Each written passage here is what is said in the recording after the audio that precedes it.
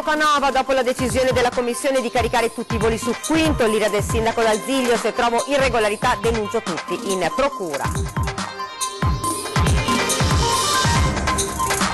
Auto data alle fiamme, dietro gli incendi la mano di un piromane. L'ultimo caso questa notte a San Bartolomeo di Breda, un 62enne intossicato nel tentativo di contenere le fiamme.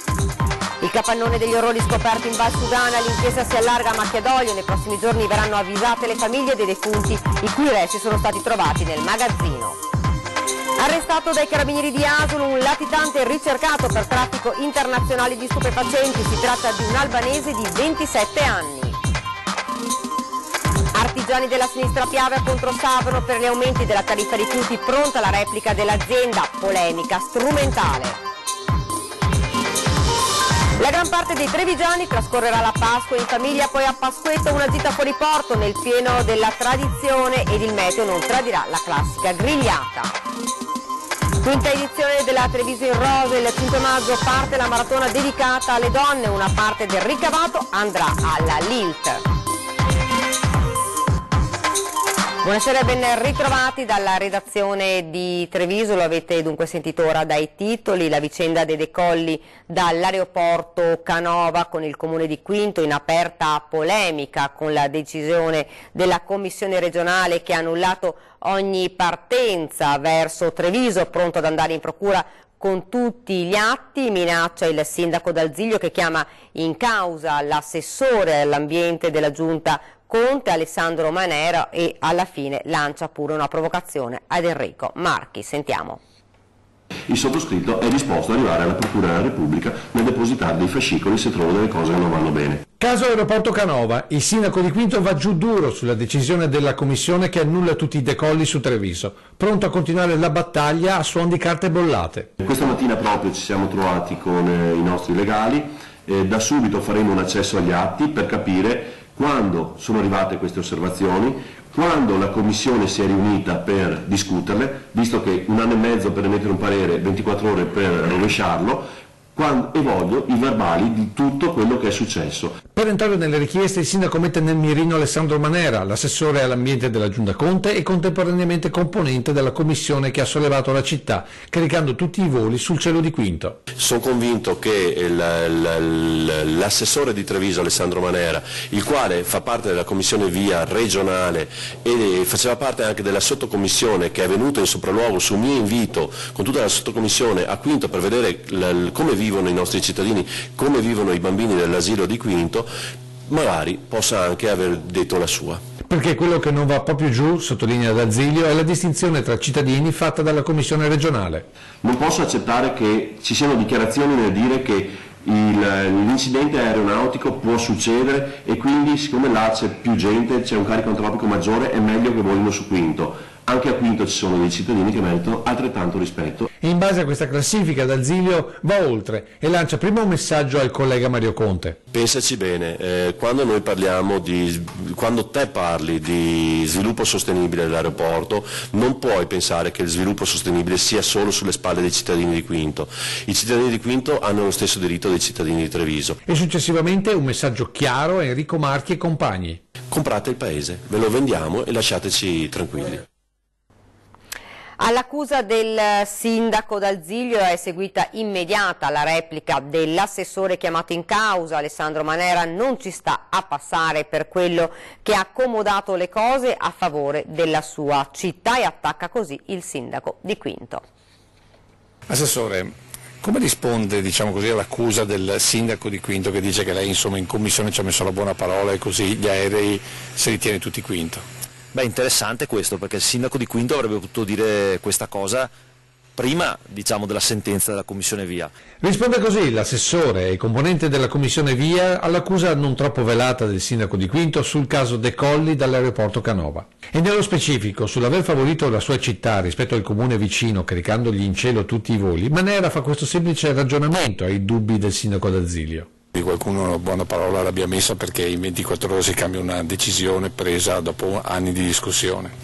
Beh, in realtà non è cambiato niente perché il parere è stato visto per la prima volta in commissione, quindi o il sindaco aveva diciamo un parere precedente, ma non credo che lo potesse avere, come non lo aveva nessuno, o si è preso atto che effettivamente le considerazioni fatte da Treviso, dall'assessore all'ambiente e dal sindaco erano considerazioni valide. E sulla sua presenza all'interno della sottocommissione giudicatrice Manera tiene a precisare: mi sono dimesso da tempo, non potevo pensare a suo tempo che sarei diventato assessore al Comune di Treviso. Però quando c'è stata la valutazione lei è uscito? Sì, questo certamente era logico, è una prassi che quando ci sono degli interessi personali o subentrati uno esca, e così ho fatto, e non ho mai più partecipato a una seduta della sottocommissione giudicante. Lei insomma la buona parola non l'ha messa in commissione?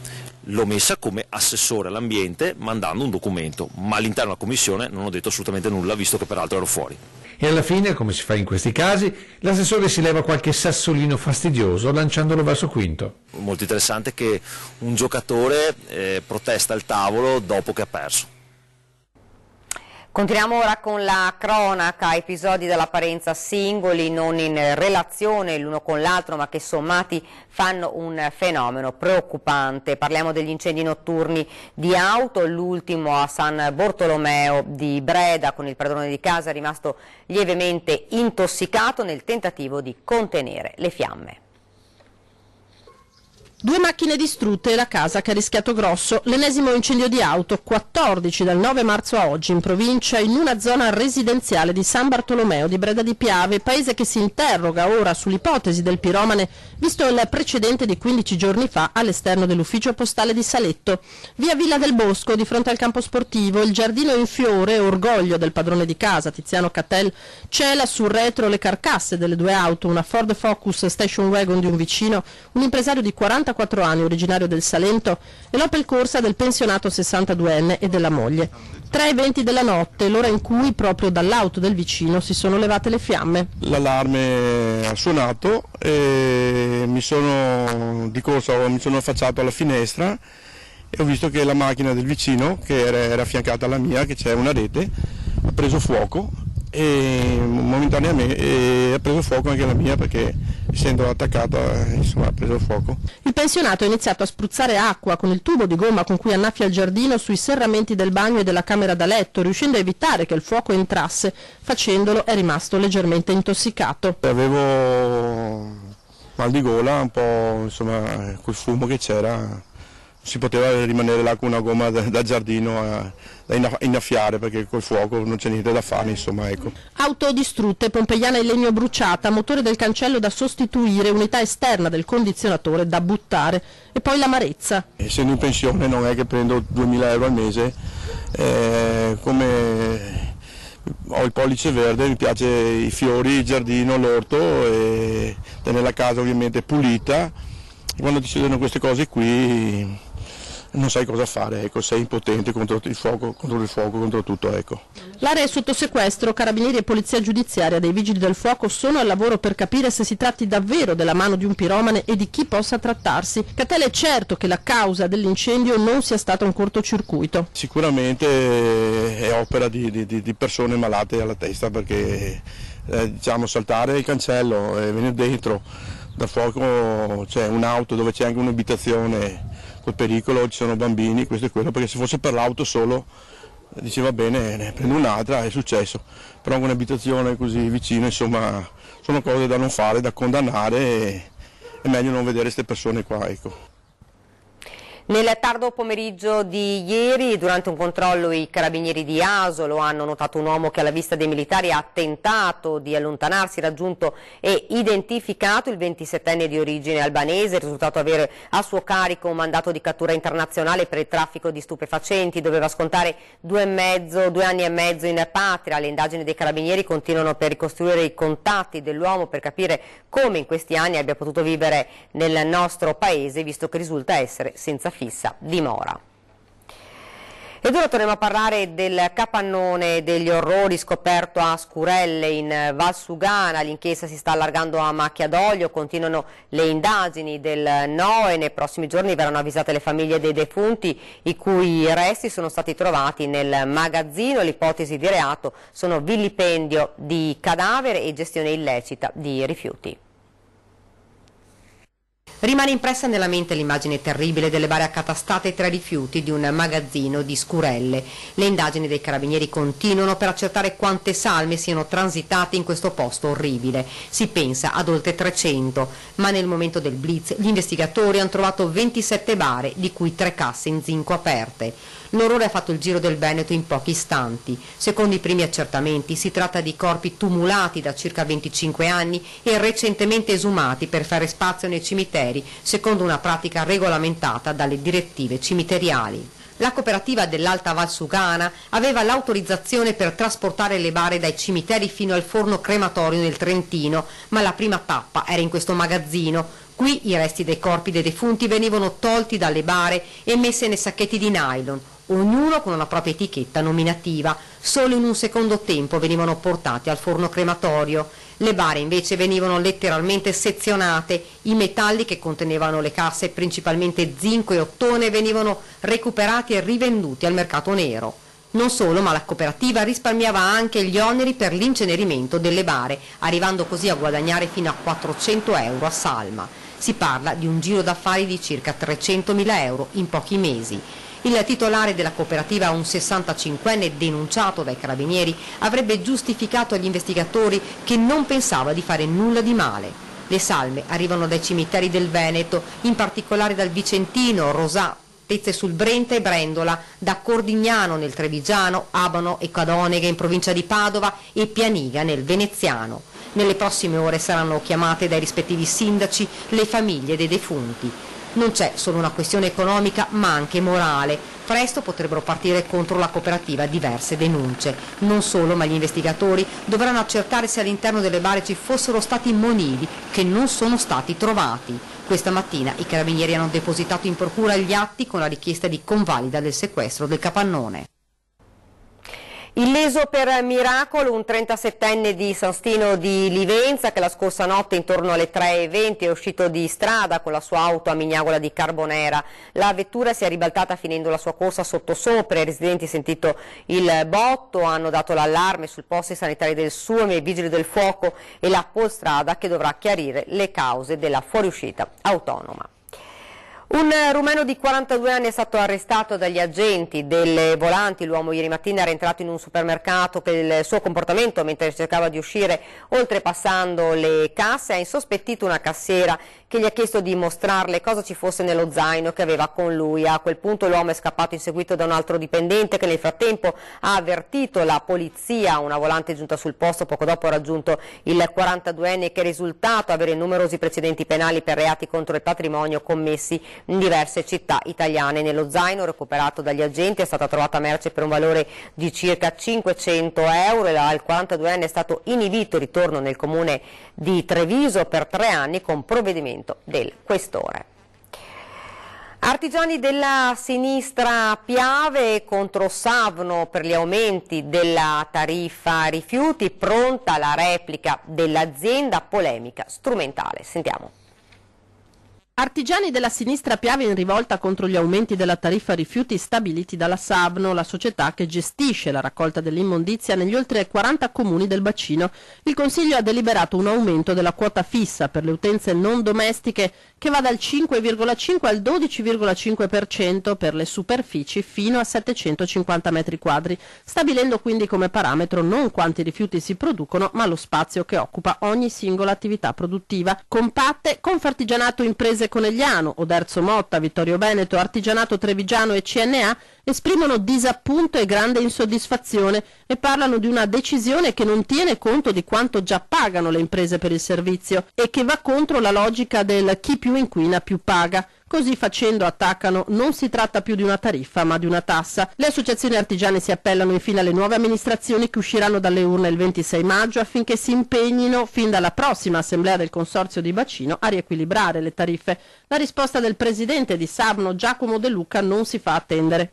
Sono aumentate notevolmente le quantità trattate, quindi non lo so, la logica direbbe che dovevamo aumentare di più. Abbiamo contenuto i limiti possibili, però di meno non potevamo fare. Abbiamo fatto anche degli notevoli investimenti nel territorio, quindi si possono lamentare delle tariffe della Savno.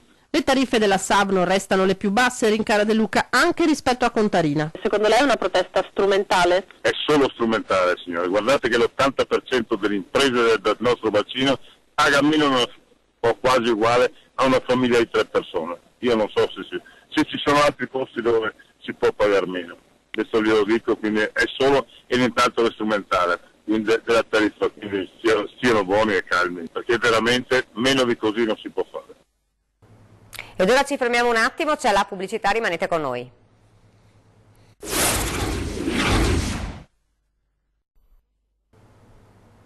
Siamo tornati nuovamente in studio con l'edizione trevigiana dei nostri telegiornali. La gran parte dei trevigiani trascorrerà la Pasqua in famiglia, poi a Pasquetta una gita fuori porta nel pieno della tradizione.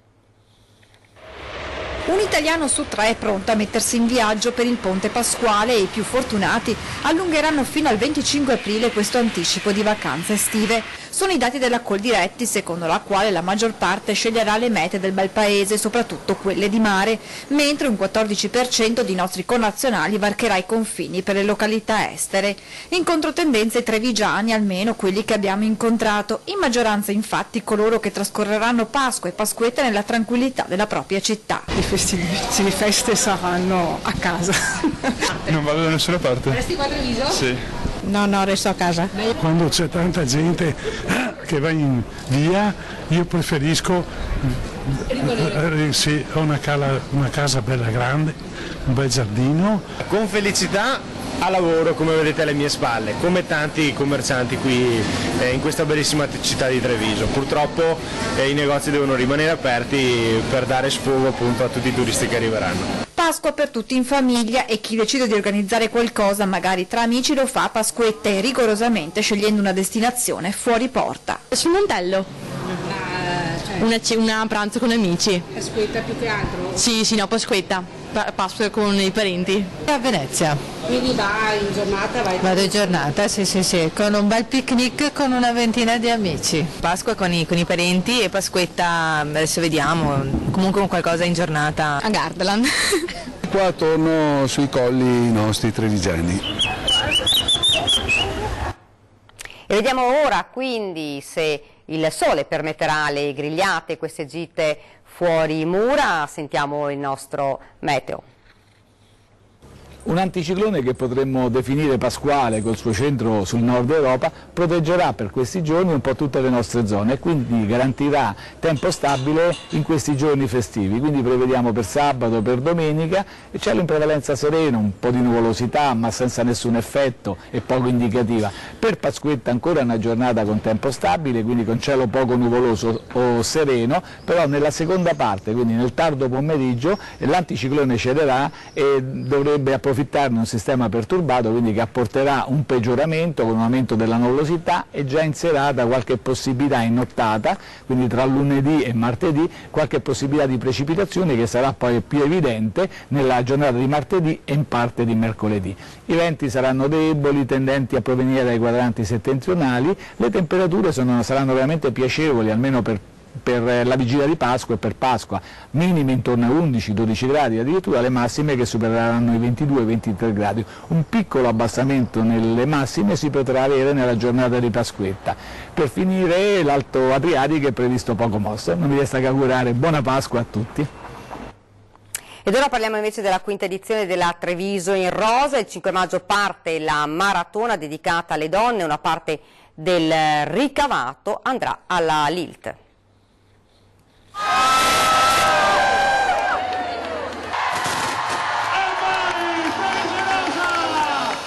Le iscrizioni hanno già raggiunto quasi la quota dell'anno scorso. È iniziato il conto alla rovescia per la quinta edizione della Treviso in Rosa, una manifestazione podistica che si snoderà fra le mura cittadine.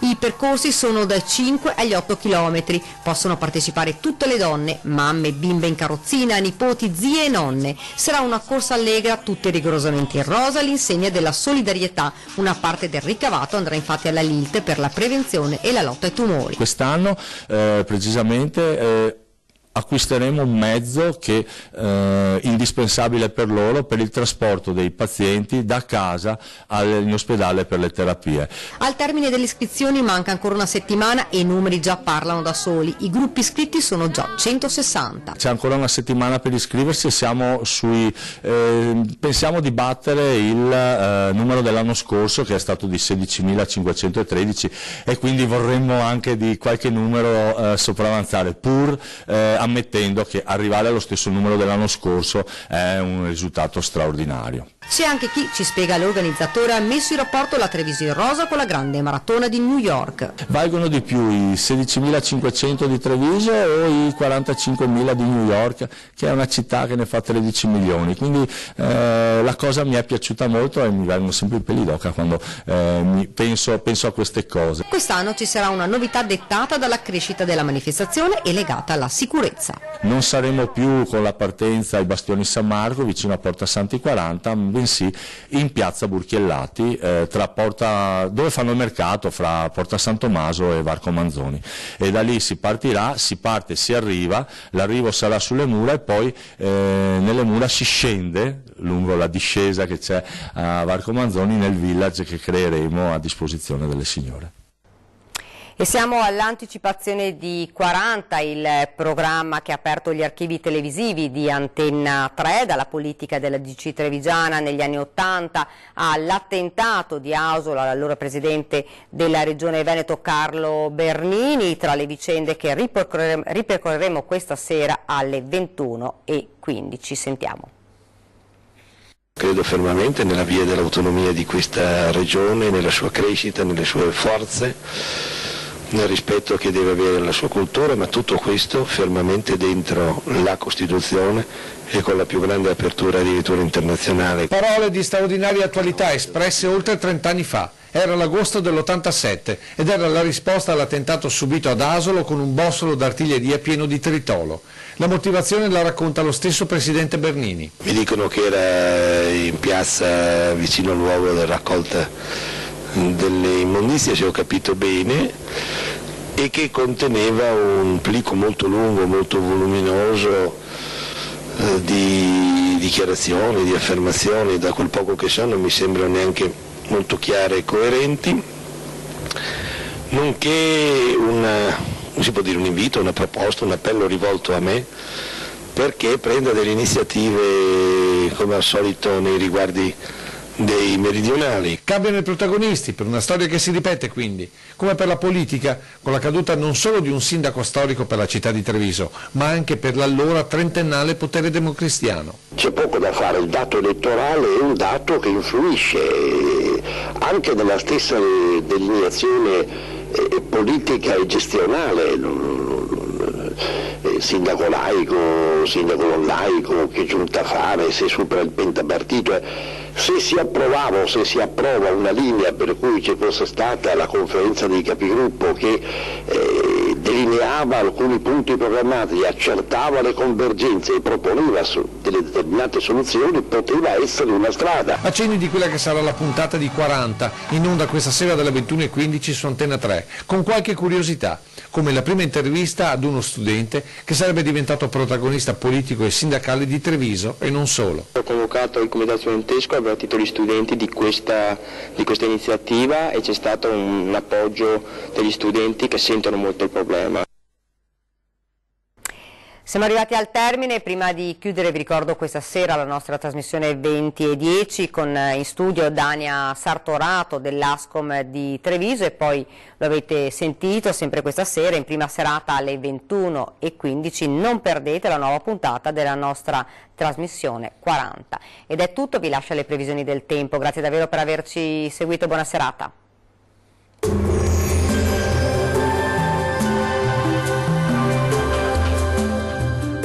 Tonus Laboratorio del Piede, centro altamente specializzato nella costruzione di plantari su misura, dedica nuove tecnologie di rilevazione dei carichi posturali per dare voce alla filosofia di benessere che lo caratterizza. Ben ritrovati al meteo. La presenza dell'alta pressione garantirà ancora condizioni di tempo asciutto e stabile sulle nostre regioni, ma vediamo il dettaglio di sabato 20 aprile. Sul Veneto sarà soleggiato, il cielo si presenterà sereno o al massimo velato, non sono attese precipitazioni. Temperature minime tra 4 e 12 gradi, massime piuttosto calde comprese tra 18 e 25 gradi.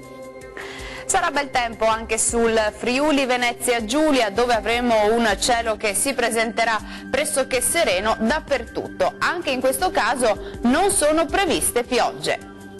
Temperature minime tra 10 e 11 gradi, massime comprese tra 18 e 24 gradi.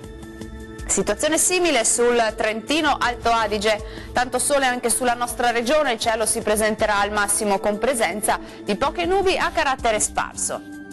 Temperature minime sui 9 gradi, massime tra 20 e 25 gradi. Bene, dal meteo di Antenna 3 per ora è tutto. Arrivederci.